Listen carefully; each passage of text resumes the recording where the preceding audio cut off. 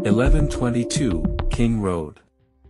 Just another college house, loud music, laughter, late night food runs. Inside lived 6 students, young, bright, full of plans. That night 4 of them were home. Kaylee Goncalves, 21, planning a trip to Europe, job already lined up in Texas.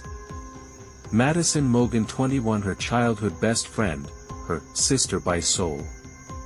Xana Kernodle, 20, warm, energetic, dating Ethan. Ethan Chapin, 20, a triplet full of jokes, always smiling. They went out that night, a party, a bar, a food truck. Nothing strange. Nothing that felt like a goodbye. By 2 a.m. they were all back home. But someone else was watching. His name was Brian Koberger, 28 years old. A PhD student in criminology, just 8 miles away. He studied serial killer surveillance, how to avoid being caught. And he didn't just study crime, he lived beside it. For months Brian's phone pinged near that house 23 times. He watched, he planned. And on November 13th he struck. 4 a.m. Xana receives a DoorDash order. For 12 a.m. she's scrolling TikTok. For 17 a.m. a neighbor's camera records a scream. For 20 a.m. a white Hyundai speeds off. Inside the house blood soaked the walls. Yet 2 roommates slept through it. One, frozen in fear, saw a masked man walk past her. She locked her door. She survived. Koberger thought he was smarter than the system, that he turned off his phone, he wore gloves, he cleaned his car, changed license plates, but even the smartest criminals leave traces. DNA on a knife sheath left beside Madison's body. Surveillance footage of his car circling the block. Cell phone data showing months of stalking. And a digital trail, searches about Ted Bundy and porn involving unconscious women.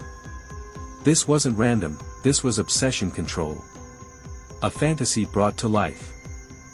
Brian Koberger wasn't a monster hiding in shadows, he was in classrooms, he was grading essays.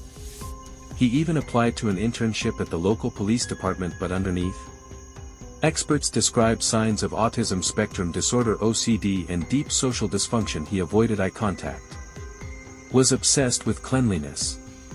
Was awake all night, roaming the streets. He wore gloves year-round, not to hide evidence but because of a fear of germs. But none of that explains the violence, the planning, the silence. His mind remains a mystery even now.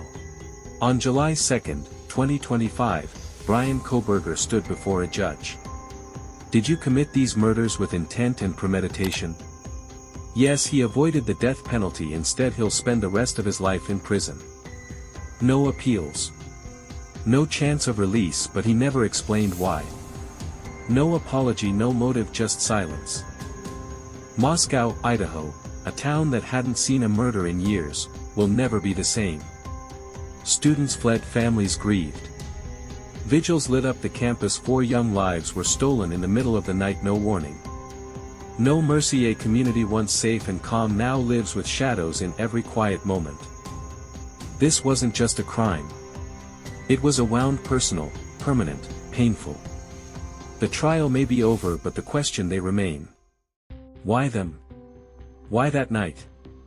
What truly lived inside Brian Koberger's mind? We may never know. But we remember Kaylee, Madison, Xana, and Ethan. Not for how they died but for how they lived. Justice may be served, but healing has just begun. If this story made you feel something or made you think deeper about the why behind such crime, subscribe to Mindtrace Crime. Because here, we don't just follow the case, we trace the mind behind it.